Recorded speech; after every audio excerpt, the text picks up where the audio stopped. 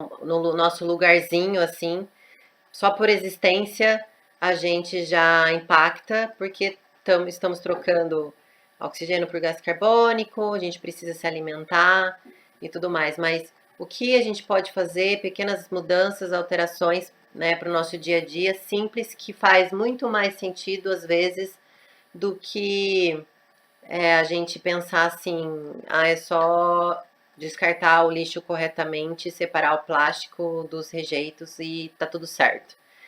Alguém gostaria de falar alguma coisa por enquanto até aqui?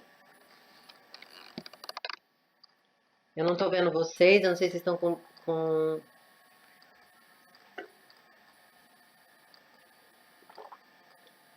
Pode ser? Então tá bom. É porque às vezes tem alguma coisinha aí dentro que alguém quer comentar. Bom, então o consumo consciente, né? Não que ele seja uma regra. Eu escutei várias críticas em relação a esse termo, né? Porque consciência é uma coisa muito de cada um, é muito pessoal. E quando a gente olha para as desigualdades, é meio difícil você exigir um consumo consciente. Então, há muitas críticas em relação a isso, mas é apenas para, né, deixar alguns pontos de observação, algumas perguntas, algumas dúvidas vivas dentro da gente para questionamentos, né, para provocações, né? Às vezes pequenos atos, pequenas mudanças faz uma diferença no todo. E aí eu gosto de trazer, né, as 6 perguntas do consumo consciente. Por que comprar, o que, como, de quem, como usar e como descartar. Etapa, né? Por que comprar? Essa matriz do consumo consciente eu recebi de uma aula de um monge budista. Ele vive numa simplicidade engajada, assim. É, não que isso, não quero trazer essas questões de minimalismo para cá, mas eu acho interessante e eu tenho tentado praticar ela na minha vida. Então, a matriz é assim, né? Eu preciso, por exemplo, uma bolsa, né? Eu preciso de uma bolsa, né? Pensei numa bolsa porque eu tô ficando mais tempo longe de casa, então preciso deixar mais coisas, né? Para tudo num lugar só, do trabalho ir para academia ou, enfim, para faculdade. Realmente preciso de uma bolsa? Sim, preciso. Já tenho? Não tenho. Então, vamos tentar praticar um consumo consciente? O que é um consumo consciente? É, material, pensar no material, pensar de quem comprar, pensar no custo também, obviamente, né? Porque a sustentabilidade também fala muito da economia. Não adianta a gente comprar um material, porque muitos produtos aí se dizem verdes e conscientes, alguns são mais caros por puro marketing, outros são mais caros porque ele está colocando, embutindo todo o custo envolvido nele, né? De fato. Então, às vezes a parte econômica pesa, mas, né, tem uma bolsa, vou comprar de uma marca, de uma loja comum que já é grande, que tem redes, é bem estabilizado, ou posso comprar de um artesão, né, com materiais recicláveis, né, com outros materiais aí que seriam descartados. Isso também traz muito uma coisa mais autoral, mais essência, né? Deixo de consumir couro, porque o couro, né, por questões, vamos dizer, veganas, por questões de respeito aos animais, né? Como que eu vou consumir? Se eu já tenho dessa bolsa, uma bolsa grande, por que que eu vou precisar de outra, né? Lógico, vai muito do desejo. Às vezes a gente tem muito uma intenção mesmo, poxa, me apaixonei. Mas se não, gratidão, eu já tenho. Agora, eu não preciso, né? E eu já tenho uma bolsa. Se eu não preciso, né? Haja de generosidade. Alguém pode estar precisando. Ou se eu não preciso e não tenho, vamos celebrar, vamos comemorar, porque se você sente que não precisa de algo, é porque você tem esse desapego e acaba sendo até uma virtude espiritual. E aí, então, antes de consumir, né? Necessito desse produto? É socialmente justo? Ele é econômico? É poluente? É reciclável?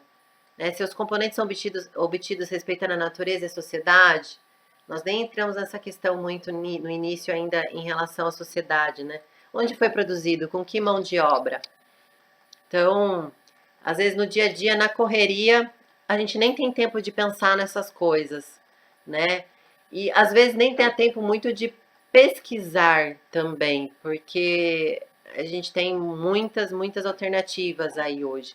Mas aos poucos trazer essas práticas, às vezes para coisas que não são urgentes, né? Que a gente consiga trazer essa atenção plena para isso. Aí pulamos para o que comprar. Dentro de todas as vezes que eu fiz a minha pegada ecológica, em torno aí aproximadamente de 40% bem proveniente os impactos, né, ou a pegada ecológica da alimentação. Não tem como, a gente tem que se alimentar, então eu digo, né, escolher da forma que a gente se alimenta também acaba sendo uma micropolítica. E o alimento ele está intrinsecamente relacionado com a água e energia. Se tiver algum problema, estresse hídrico, né, se afetar a água, afeta a produção de alimento. Se afetar a energia, afeta a produção de alimento. Com a população chegando a 10 bilhões de pessoas, né, tanto a energia, tanto a água, a demanda vai aumentar muito para produzir alimentos. Então, iniciar esse processo, às vezes, de consumo ou atenção para a alimentação é o primeiro passo e eu digo que é o mais importante. Aí, né, vem aquele questionamento meio até polêmico, né? Precisamos ou escolhemos consumir carne e comer laticínios? Eu não sou vegana, nem vegetariana, mas por questões ambientais eu tenho reduzido muito o meu consumo, principalmente de carne bovina. Antigamente eu não passava uma semana sem comer. Hoje ainda não consegui chegar no mês, mas reduzi bastante. Não vou entrar em questões espirituais, mas em questões e sentimentais também, de respeito ao animal, mas em questões de impacto. Então, comparando aí com os outros alimentos, ovos, amendoim, o impacto de emissões de gás de efeito estufa por quilo de carne é muito maior. As emissões globais aí, né, da desmatamento para agricultura é de 21%. E se pensar também um pouco na indústria, né, porque parte dos processos alimentares nasce na agricultura, mas hoje em massa acaba passando sempre por processos industriais. Então, juntando os dois, aí já dá 42%. E existe um movimento que fala segunda sem carne. Não precisa ser necessariamente segunda, né? Mas há pessoas que comem carne todos os dias. Aqui não é uma questão de pare de comer carne já, mas imagina quem come todos os dias e se todo mundo seguisse esse estilo alimentar. Então, tem esse movimento que não precisa ser necessariamente segunda, pode ser terça, quarta, quinta, qualquer dia. Ou que tal a gente pensar assim, né? Em vez de segunda sem carne, pensar assim, segunda com carne e os outros dias sem, né? Enfim, aos poucos fazendo essa mudança. Então, o efeito que tem nisso é 14 quilos a menos de CO2 emitido, 7 quilos de grãos, principalmente soja, a menos também. E a soja também é um grande impactante, né? O setor da soja, tanto para biocombustível quanto para suprir nessa parte de alimento mesmo da criação animal. A água também está muito relacionada, a água virtual, aquela água que a gente não vê. Paraná está passando uma crise hídrica muito forte nos últimos 100 anos. E eu vi um estudo aí, já vi um artigo que São Paulo está correndo um risco de voltar na mesma situação de 2014, porque a previsão de chuvas esse ano é muito baixa. Então, mesmo que a demanda, vamos dizer assim, que deve ter diminuído um pouco, não acompanhei isso em relação ao coronavírus, mas e a gente não se preparou. Praticamente nada foi feito de 2014 para cá, né? Na verdade, não tem muito o que fazer, porque a água disponível é a mesma, né? É um ciclo. Dentro da alimentação, tem essa questão da agricultura também, né? A monocultura. É, existe um artigo que agora também não lembro muito bem de quem que escreveu, mas a nossa alimentação praticamente se baseia entre 20 e 25 alimentos. E isso é muito pouco vasto da variedade e diversidade que a gente tem. Então, tanto em questão nutricional para nós mesmos, mas o quanto que a gente estressa, né, o sistema, a produção disso só se alimentando desses alimentos. Então, a mudança de ocupação do solo para a produção de alimentos, né, é uma crítica aí, né, de muitos ambientalistas e tudo mais, e do governo e agricultores. A gente sabe que precisa de alimentos para sobreviver, enfim. Mas e a forma que isso está sendo feito? Será que não dá para passar dessa monocultura para uma multicultura, né, e melhorar o próprio equilíbrio do sistema? E além disso, a questão dos agrotóxicos, né? O ano passado a gente sabe que foi liberado muitos outros agrotóxicos e os efeitos negativos que isso tem, tanto no meio ambiente quanto na nossa saúde. Existe aí que, em média, o brasileiro consome em torno de 5,2 litros de agrotóxico por ano.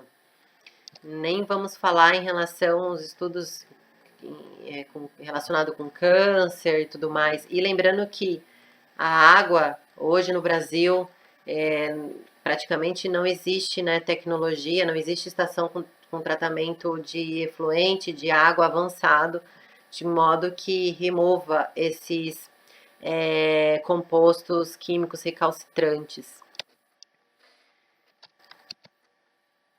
Pessoas são alimentadas pela indústria de alimentos que não presta atenção à saúde e são tratadas pela indústria da saúde que não presta atenção aos alimentos. O ano passado, ainda em relação à alimentação, eu fiz um levantamento ao longo de um mês, anotando todo resíduo que eu descartava, todo resíduo, com exceção rejeito, né? Todo resíduo reciclável e orgânicos eu acompanhei e pesei. Eu descartei 626 tipos diferentes de resíduos, isso não é em quantidade, tipos. E 66% desses resíduos, desses materiais, dessas embalagens, era proveniente de alimentação. Saco de arroz, saco de feijão, enfim, né? Essas coisas assim. Então, outra ponto importante para observar dentro da nossa alimentação. E aí, né, pensando no lado positivo, né, existe um movimento que chama Slow Food, que é você trazer uma atenção maior para a sua alimentação. A forma como você se alimenta, do que você se alimenta, da onde que vem. Hoje, com nossa correria, a gente nem sente o gosto da comida, né? Ou então come vendo TV, celular, falo até mesmo por mim. E a gente nem sente mais o sabor. Daqui a um pouco nós estamos perdendo os sentidos, o paladar, porque não presta atenção, né? Então esse movimento ele traz essa questão de prática, de desacelerar e, né, de pensar. Então abusar na diversidade vegetal, comprar produtos da época, isso é muito importante também. Por exemplo, manga. Manga geralmente dá no final do ano. A gente vê manga o ano inteiro. Como está sendo produzida essa manga? E que sabor que tem essa manga, né? Reduzir o consumo de proteína animal, reduzir o consumo de alimentos processados e ultraprocessados. Eu, assim, praticamente radicalizei essa parte de ultraprocessado na minha alimentação. Quem vocês sabem, me conhece que eu, né, tenho um lado meio fitness, mas não só por isso, né? É questão de saúde mesmo, né? Quantos químicos ou quantas cadeias a gente está colocando no corpo já metabolizada, já processada, o que aquilo está fazendo no nosso meio ambiente? A gente não percebe, né? Então, dá preferência para os orgânicos e aqui eu coloquei sobre agrofloresta, porque isso seria uma substituição ao método de monocultura, mas a gente sabe que isso ainda está caminhando bem lento, justamente por causa do tempo, por causa da produtividade que ela traz, mas em questões locais, regionais, é uma alternativa, inclusive de você aproveitar e regenerar todo o ambiente. Aí vem para o vestuário, né? Ela é a segunda ou terceira, o terceiro setor mais impactante do meio ambiente, né? Que mais exige do meio ambiente, então está muito relacionado aí com o esgotamento de recursos também, mudanças climáticas. E aí tem a parte mais, vamos dizer assim, né, social, que é abuso de direitos humanos, tem a questão da segurança alimentar, por causa dos longos espaços de plantação de viscose e algodão.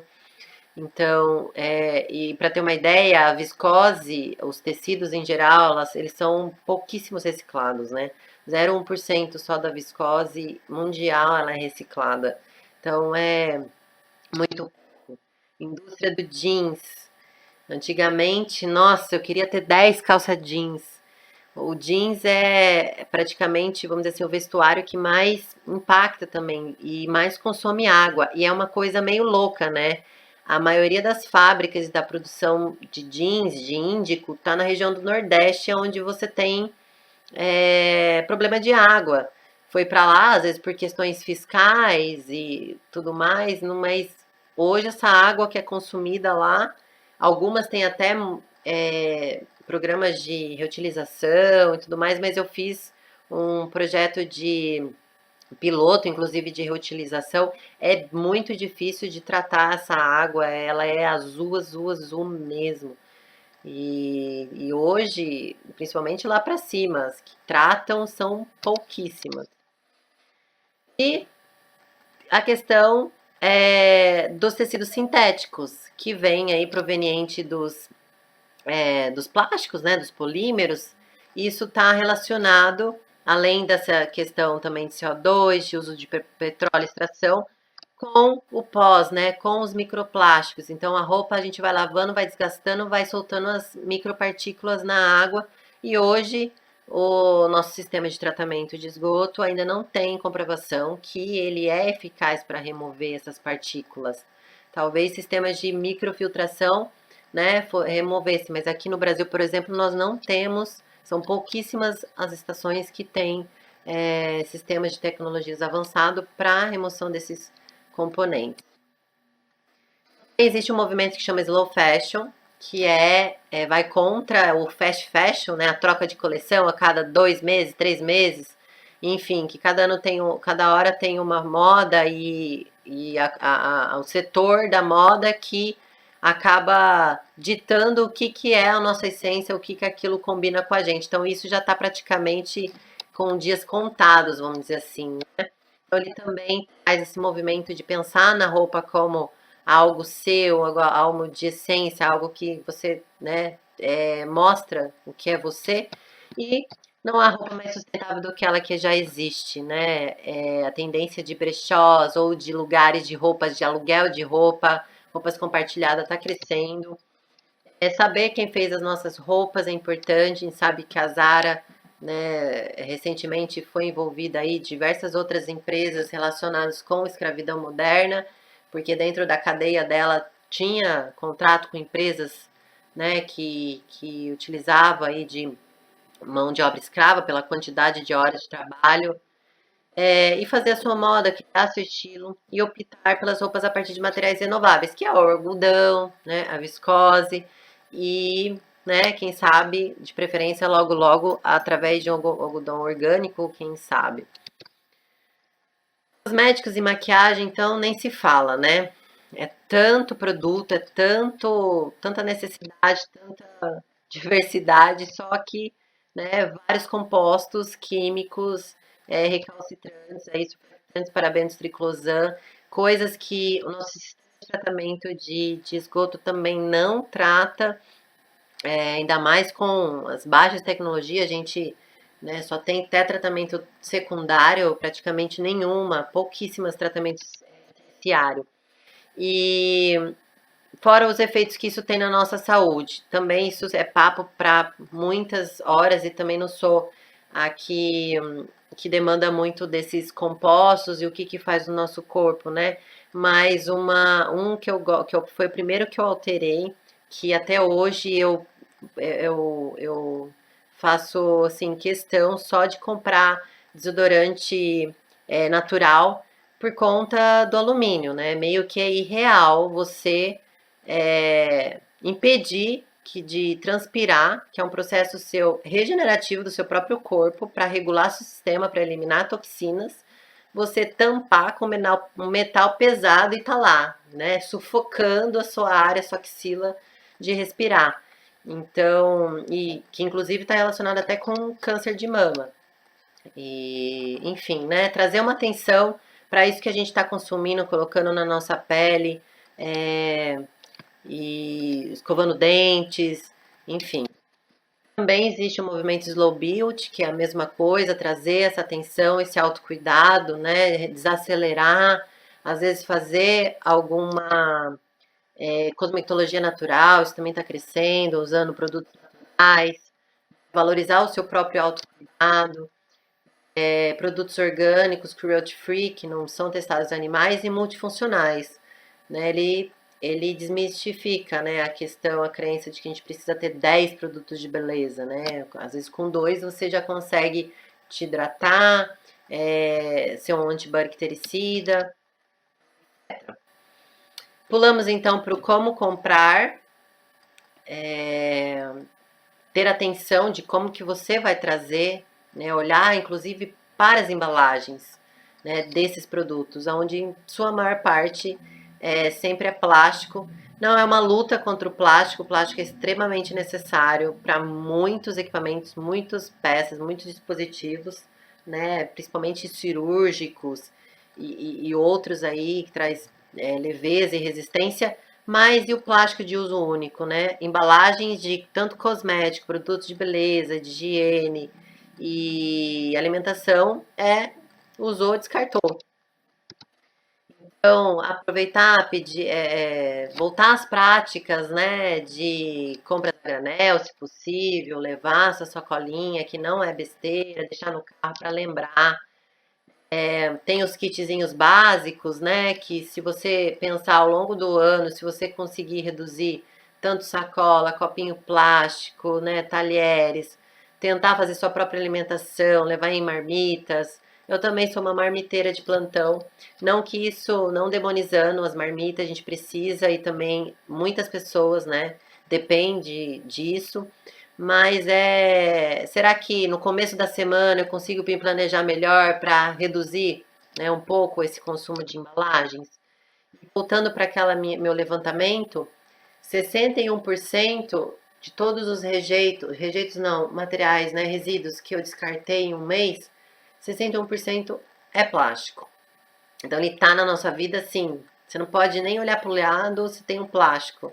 Você está respirando, né? A gente respira partículas plásticas e se bobear, estamos bebendo água com microplástico. Então, uma atenção para esse lado.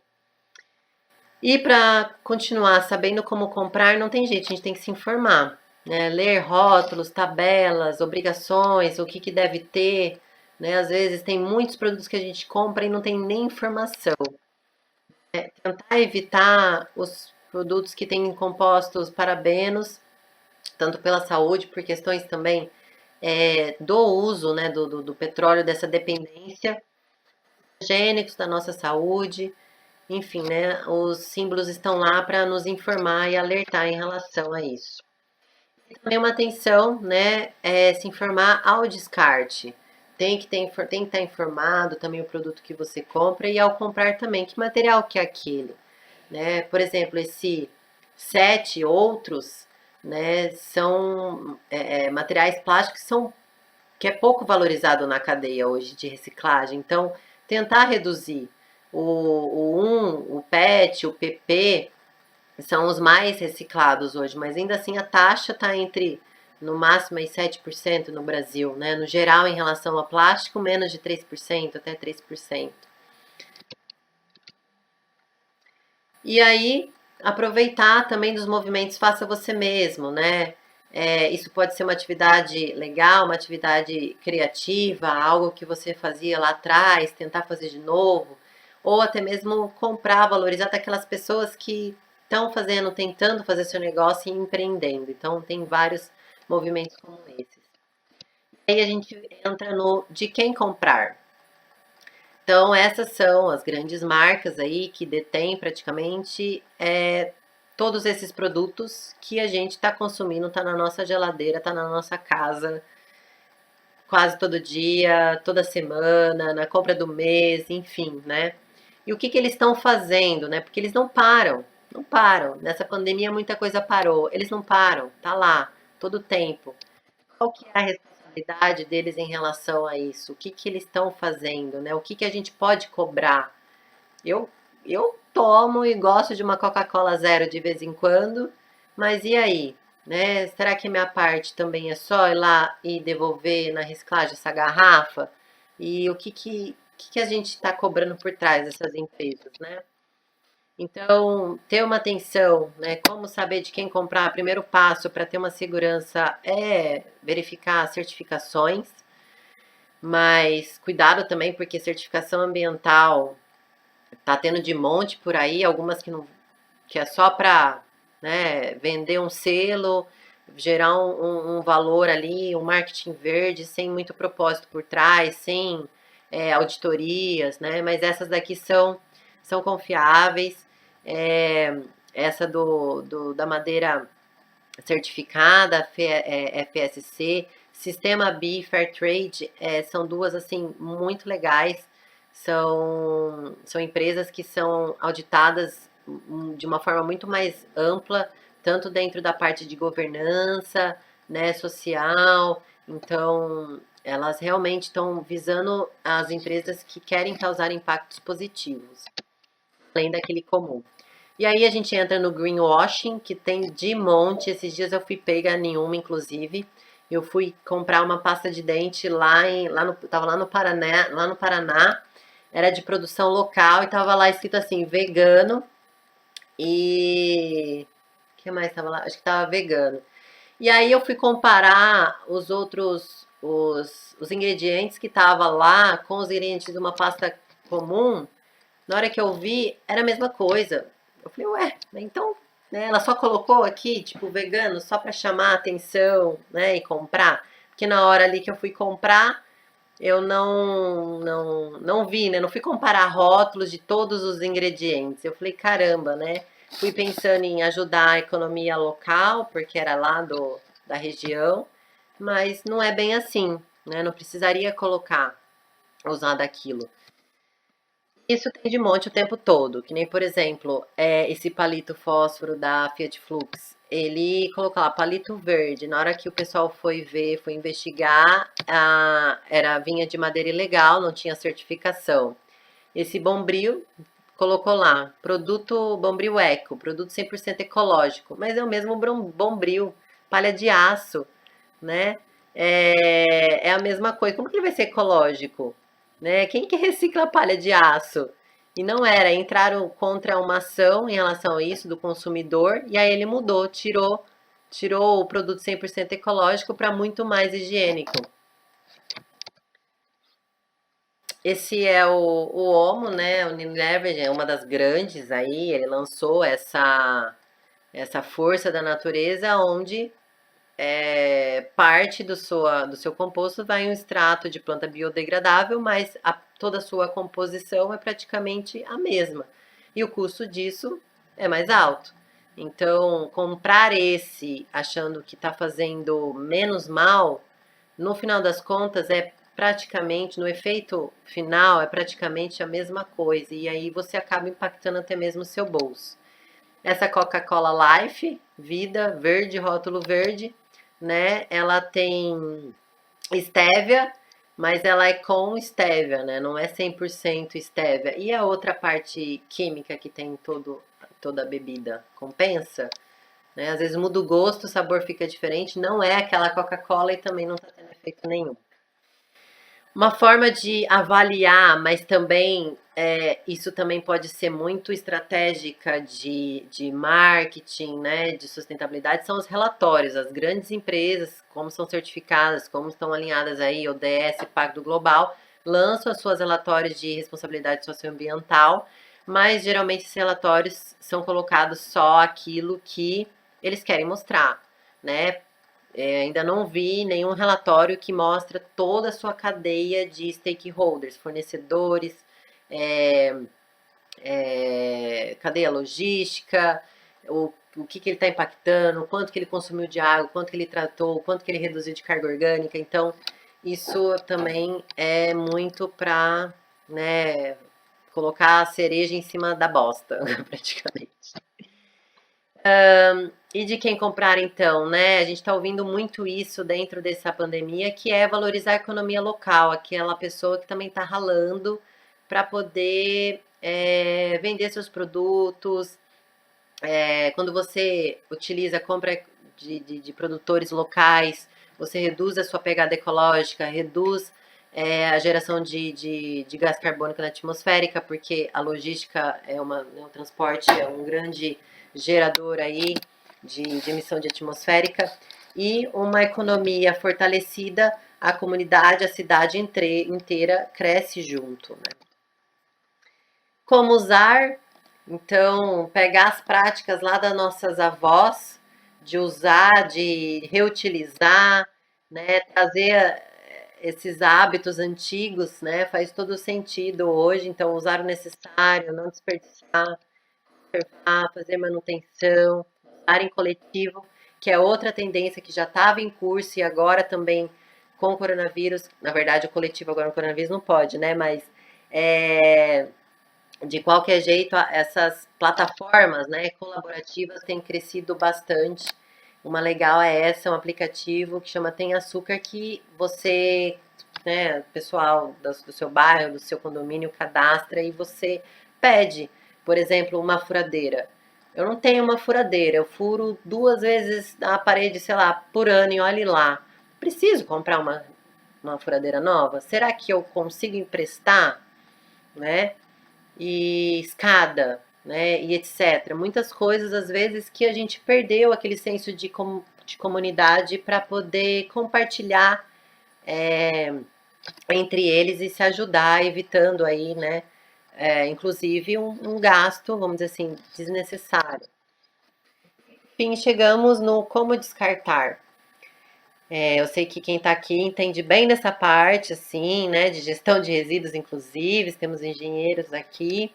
Mas, de qualquer forma, é importante a gente passar isso adiante, porque tem muita gente que não sabe. Não sabe, por exemplo, às vezes que a própria prefeitura tem o seu plano de gestão, tem a sua coleta seletiva. Tem pessoas que não separam porque não sabe o dia que passa, não se interessa. A divulgação é muito pequena também, infelizmente, os meios de comunicação, né, de gestão pública falha.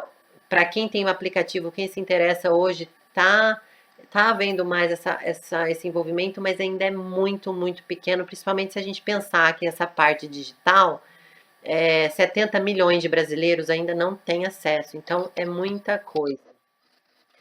Então, bom, enfim, né, para quem quiser saber sobre a gestão de resíduos, né, da sua cidade, né, entrar no site da prefeitura, ver como que funciona, se tem coleta seletiva ou se você tem que levar em ecopontos os seus resíduos. Lembrando, os resíduos perigosos e tóxicos estão geralmente dentro do programa de gestão municipal, tem esses descartes especiais, mas a tendência é isso até acabar no futuro, porque é um custo para a prefeitura. Então, logo, logo, a próprio Plano Nacional de Resíduos Sólidos, ele já prevê que nós, consumidores, vamos ter, né, uma responsabilidade compartilhada. Então, hoje, praticamente, é só separar. Daqui um pouco vai ser até mesmo pagar. Então,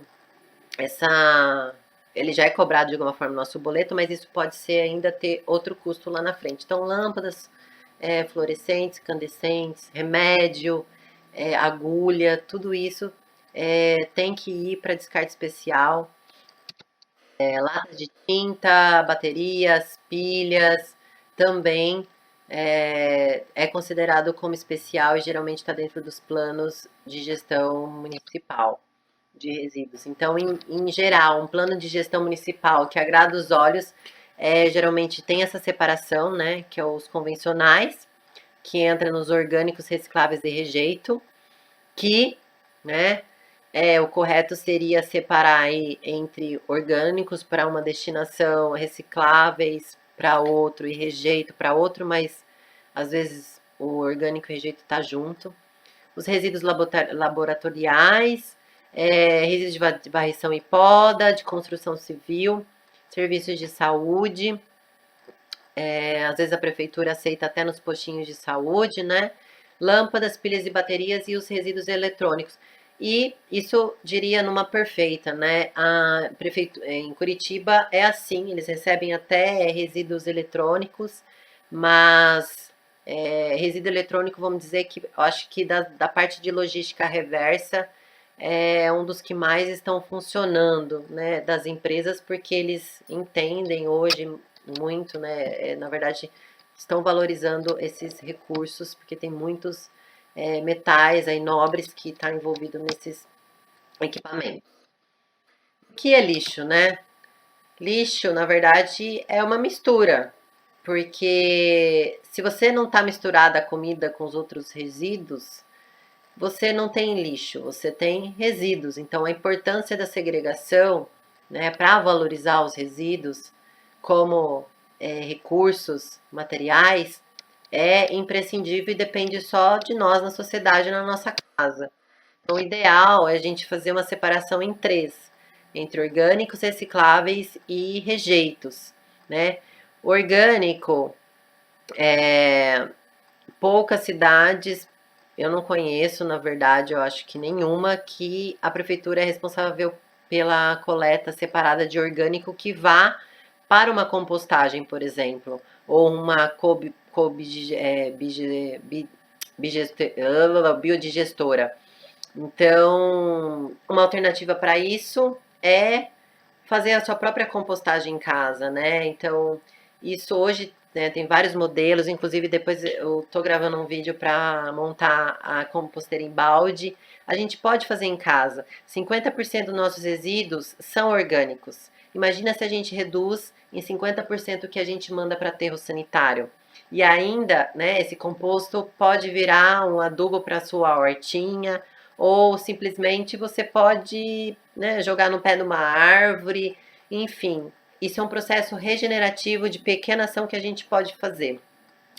Aí tem os inorgânicos recicláveis, lembrando que é importante a gente passar uma água, tem muita cooperativa que não tem estrutura para isso, né? E além de atrair, às vezes, na coleta algum vetor, alguma coisa, e então não.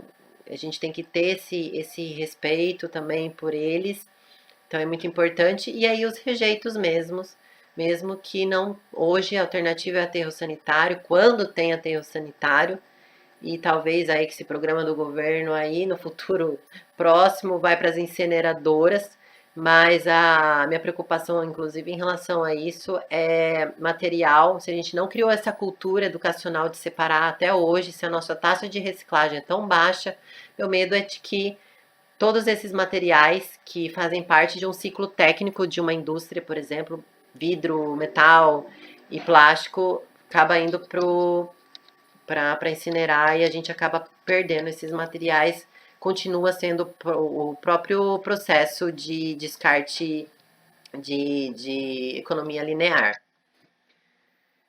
E hoje é essa nossa realidade, né? Ainda não conseguimos atingir nem a universalização desde 2010 para aterros sanitários, que são aqueles controlados que coletam o chorume, né? Queimam o biogás, e mais, né? Praticamente poucas recuperam esse biogás como energia. Então a gente está o tempo todo desperdiçando todo esse recurso disponível que a gente tem.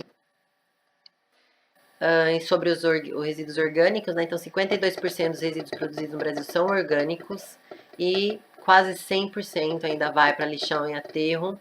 Ou seja, a gente está perdendo vida útil dos nossos aterros sanitários, que é para receber rejeitos, e, além disso, gerando uma grande quantidade de gás carbônico para a emissão atmosférica.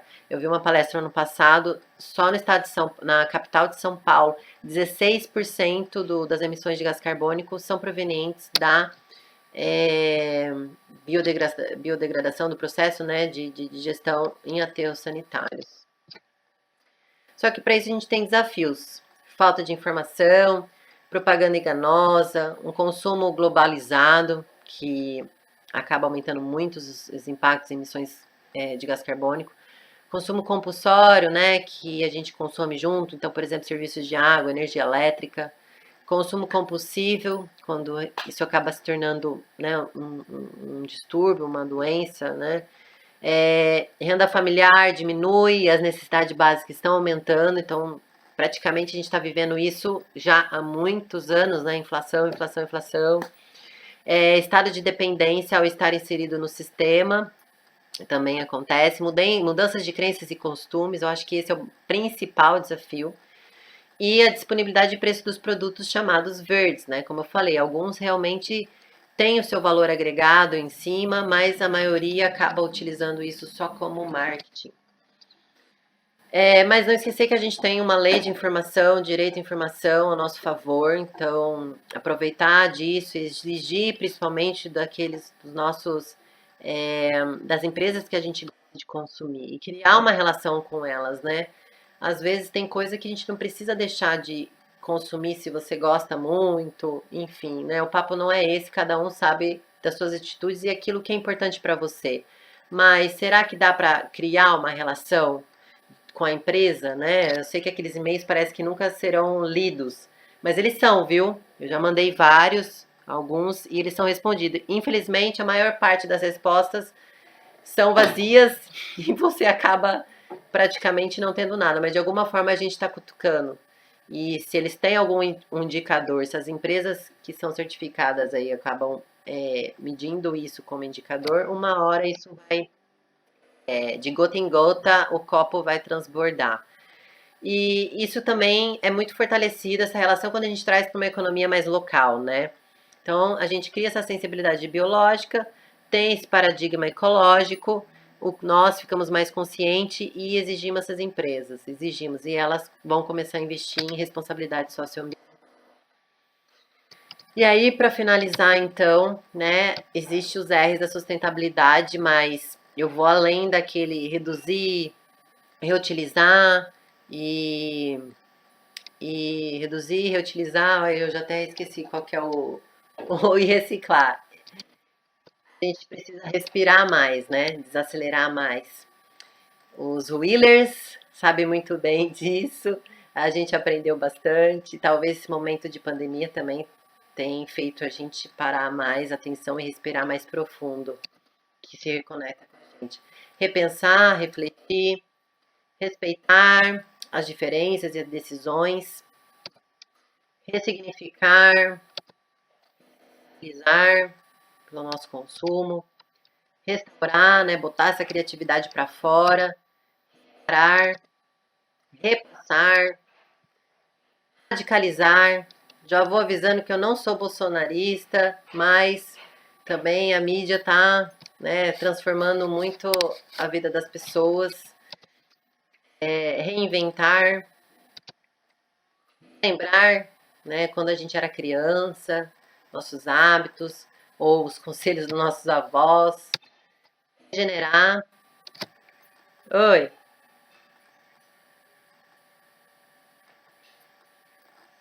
Ah.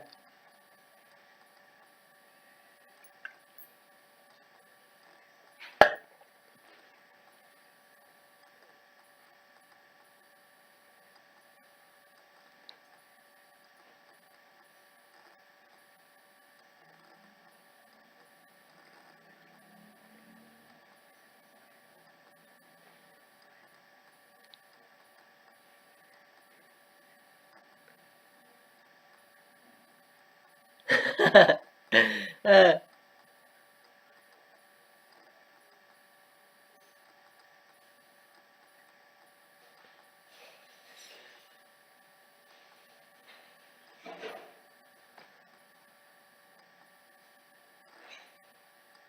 Aham.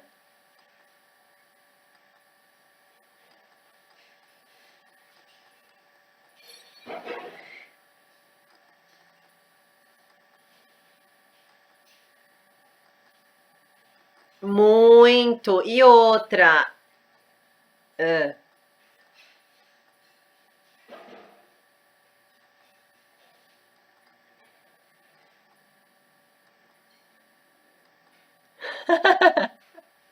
Que tem que acompanhar. Eu também fico para baixo, sabe? Né, já complementando assim. E uma coisa que eu fico pé da vida é o seguinte, eles só falam disso. Enquanto isso, né, as outras coisas estão acontecendo tudo por debaixo do pano e eles só ficam nisso. Então, aquilo que precisa mostrar, ou até mesmo não o que é de ruim, mas aquilo que de bom que está acontecendo, principalmente, eles não mostram. Então, é bem. Eu acho que a gente acaba ficando muito alienado mesmo acompanhando eles. É maçante, né? Bom, então, regenerar, né? Plantar árvores, né? Quem sabe? A gente precisa fazer a nossa parte. Eu confesso para vocês que, tirando as minhas hortinhas, aquelas árvores que crescem, crescem muito, eu nunca plantei uma até hoje e eu preciso fazer isso esse ano ainda. Recusar, reduzir, usar, reciclar. Trabalhei nesse setor. É, eu falo, né? Trabalhar numa multinacional, isso me fez acordar, né, para muitas coisas, entender como tudo funciona, e foi por isso que eu quis sair de lá. Mas pelo menos eu trabalhei dentro de um setor que de embalagens que é o, vamos dizer assim, o mais sustentável, né, hoje que existe, e a taxa de reciclagem no Brasil é 97%, então disso eu me orgulho bastante. A cadeia está bem fechada e valorizada, e eu acho que os outros setores têm que pegar isso como benchmarking e, né, tentar aplicar. Conectar com nós mesmos, com o outro, né, e com a natureza. E revisar conceitos, o mindset, né, valores, aquela visão, então, reducionista e olhar de uma forma mais ampla, sistêmica.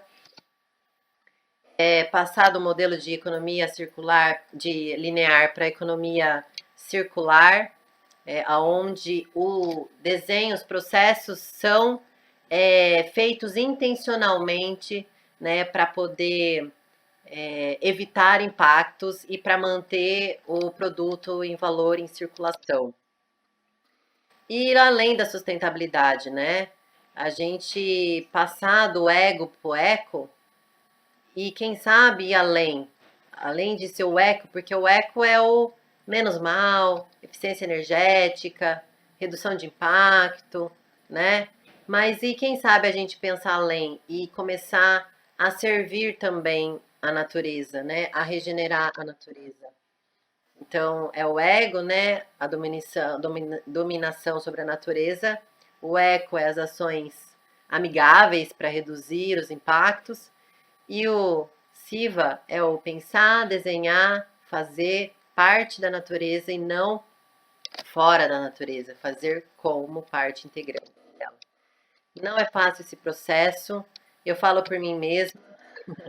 Às vezes vem, sim, sentimentos de culpa, é, julgamentos, né, comparações, mas eu acho que isso não é o que vem ao caso. Eu acho que essa questão de sustentabilidade tem que vir mesmo de dentro, é muito mais profundo. Então, antes de tudo, a gente precisa saber buscar conhecimento, mas o essencial é sentir, né? Nossas ações só vão fazer efeito, só vão fazer sentido, né? Quando a gente sentir. Então, consciência sem ação não é uma consciência. E aí, né, aos poucos a gente migrar de uma cultura degenerativa exploratória do medo para uma cultura regenerativa e fortalecedora do amor, né? Sair da competição, predição, controle e separação e ir para colaboração, cocriação. Sair da divisão eu mundo, divisão cultura natureza, aí para o pertencimento, senso de lugar, significado compartilhado, né? Sair da questão de escassez competitiva e para valorização, beneficiamento, abundância, né? Os recursos estão aí e eles regeneram, são abundantes, né? Então essa mentalidade de escassez foi, vamos dizer assim, implantada. Agora, se a gente olhar do ponto de vista dos recursos que regeneram, a gente tem muita abundância para continuar nosso processo de evolução, desenvolvimento, ou que seja até mesmo de crescimento. Aí, né, existe o processo de mutação sustentável, que é mais ou menos isso que acontece, essa transformação, essa etapa, né? Eu falo que é uma evolução, né, dinâmica, mas é muito individual, é muito pessoal, né, para a regeneração. Então, a gente pode dar esses pequenos passos para atingir a sustentabilidade.